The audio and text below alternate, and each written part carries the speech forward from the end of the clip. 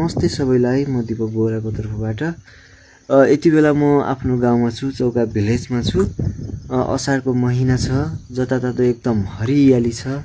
त्यसपछि मकैहरू पनि यत्र भइसकेका छन्, मकैका गराहरू। त्यसै गरी हरियाली भएको छ एकदमै। जुगा पनि त्यस्तै लाग्छ चौका भिलेजमा। एकदम चिसो चिसो मौसम छ अनि एकदम पातलो बस्ती छ।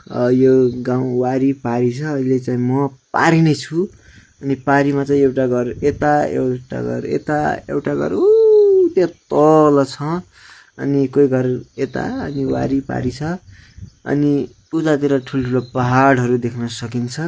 त्यसै गरी यो कागतीको रुख अनि अर्को कागती यहाँनिर धारो छ।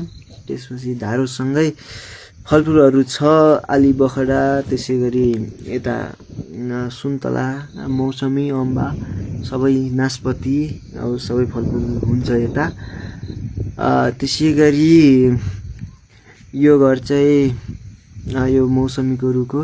यो घर चाहिँ मेरो होइन, यो घर चाहिँ मेरो प्यारो दाइ छत्र बोरा दाइको घर हो। उहाँको घर 20 सेन्टरमा पर्छ। उहाँको घरबाट खिचेको भिडियो हो यो।